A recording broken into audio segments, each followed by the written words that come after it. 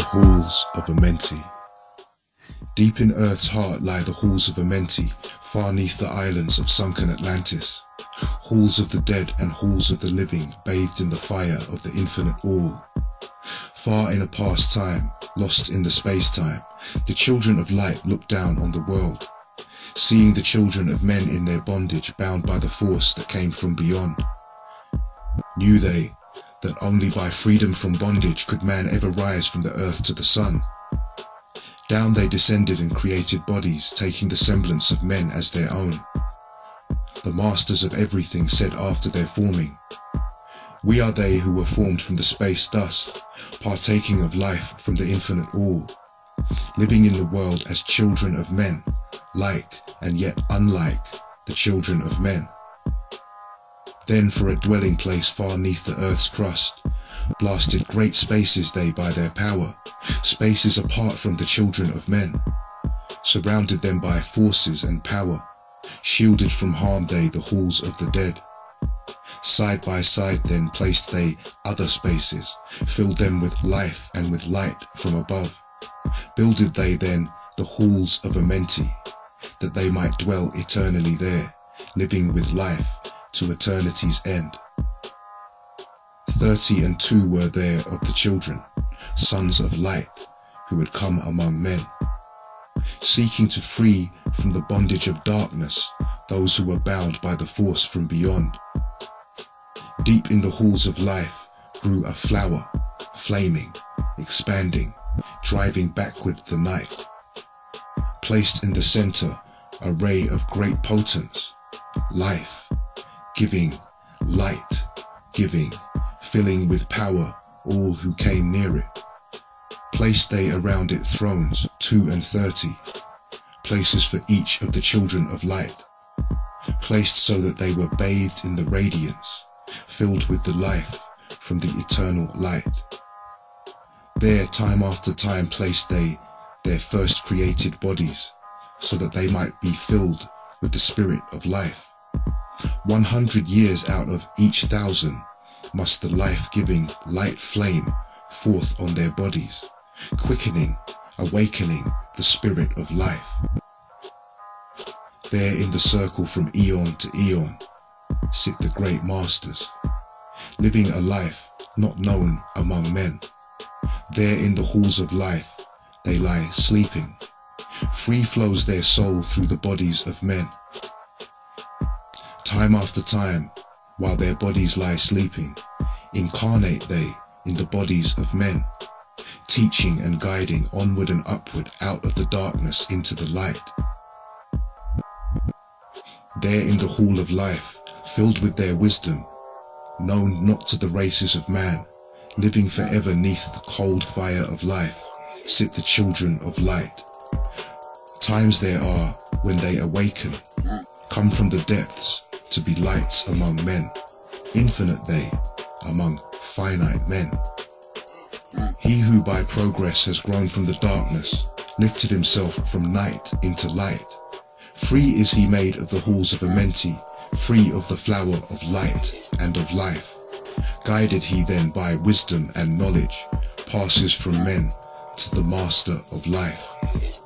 There he may dwell as one with the masters, free from the bonds of the darkness of night. Seated within the flower of radiance sit 7 lords from the time spaces above us, helping and guiding through infinite wisdom the pathway through time of the children of men. Mighty and strange they, veiled with their power, silent, all-knowing, drawing the life force, different, yet one with the children of men. Aye, different, and yet one with the children of light. Custodians and watchers of the force of man's bondage, ready to loose when the light has been reached. First and most mighty sits the veiled presence, Lord of lords, the infinite Lion. Over the other from each, the lords of the cycles, 3, 4, 5, and 6, 7, 8, each with his mission, each with his powers, guiding, directing the destiny of man. There sit they, mighty and potent, free of all time and space. Not of this world they, yet akin to it. Elder brothers they, of the children of men, judging and weighing, they with their wisdom, watching the progress of light among men. There before them was I led by the dweller, watched him blend with one from above. Then from he came forth a voice saying, Great art thou, Thoth, among children of men, free henceforth of the halls of Amenti, master of life among children of men. Taste not of death, except as thou will it. Drink thou of life to eternity's end. Henceforth forever is life, thine for the taking. Henceforth is death the call of thy hand. Dwell here or leave here when thou desireth. Free is Amenti to the Son of Man. Take thou up life in what form thou desireth, child of the light that has grown among men. Choose thou thy work, for all must labour. Never be free from the pathway of light. One step thou hast gained on the long pathway upward.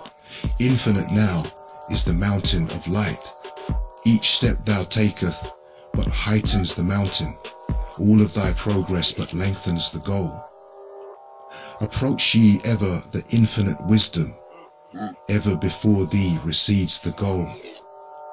Free are ye made now of the halls of Amenti, to walk hand in hand with the lords of the world.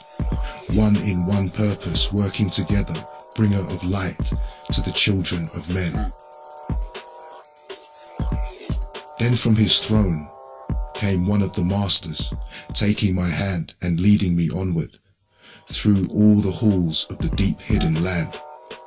Led he me through the halls of Amenti, showing the mysteries that are not known to man. Through the dark passage, downward he led me, into the hall where sits the dark death. Vast as space lay the great hall before me, walled by darkness, yet filled with light. Before me arose a great throne of darkness. Veiled on it sat a figure of night. Darker than darkness sat the great figure, dark with a darkness not of the night. Before it then paused the master, speaking the word that brings about life, saying, O master of darkness, guide of the way from life unto life, before thee I bring a son of the morning. Touch him not ever with the power of night. Call not his flame to the darkness of night. Know him and see him, one of our brothers, lifted from darkness into the light. Release thou his flame from its bondage, free let it flame through the darkness of night. Raised then the hand of the figure. Forth came a flame that grew clear and bright, rolled back swiftly the curtains of darkness, unveiled the hall from the darkness of night. Then grew in the great space before me, flame after flame from the veil of the night. Uncounted millions leaped they before me, some flaming forth as flowers of fire. Others there were that shed a dim radiance, flowing but faintly from out of the night. Some there were that faded swiftly, others that grew from a small spark of light, each surrounded by its dim veil of darkness, yet flaming with light that could never be quenched. Coming and going like fireflies in springtime, filled they with space, with light and with life. Then spoke a voice mighty and solemn, saying, These are lights that are souls among men, growing and fading, existing forever, changing yet living through death into life. When they have bloomed into flower, reached the zenith of growth in their life, swiftly then send I my veil of darkness, shrouding and changing to new forms of life. Steadily upward throughout the ages, growing, expanding into yet another flame, lighting the darkness with yet greater power, quenched yet unquenched by the veil of the night. So grows the soul of man ever upward, quenched yet unquenched by the darkness of night. I, death, come, and yet I remain not, for life eternal exists in the all, only an obstacle I, death, in the pathway, quick to be conquered by the infinite light. Awaken, O flame that burns ever inward, flame forth and conquer the veil of the night. Then in the midst of the flames, in the darkness grew there one that drove forth the night, flaming, expanding, ever brighter, until at last was nothing but light. Then spoke my guide, the voice of the Master. See your own soul as it grows in the light, free now forever from the Lord of the night. Forward he led me through many great spaces, filled with the mysteries of the children of light, mysteries that man may never yet know of, until he too is a son of the light. Backward then he led me into the light of the hall of the light. Knelt I then before the great masters, lords of all, from the cycles above. Spoke he then with words of great power, saying, Thou hast been made free of the halls of Amenti. Choose thou thy work among the children of men.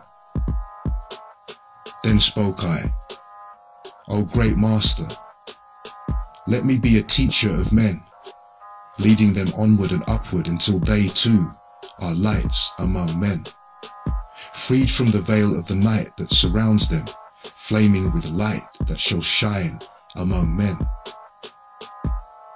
Spoke to me then the voice, Go as yet will, so be it decreed. Master are ye of your destiny, free to take or reject at will. Take ye the power, take ye the wisdom, shine as a light among the children of men. Upward then led me the dweller, dwelt I again among children of men, teaching and showing some of my wisdom, son of the light, a fire among men. Now and again I tread the path downward, seeking the light in the darkness of night. Hold ye and keep ye, preserve my record, guide shall it be to the children of men.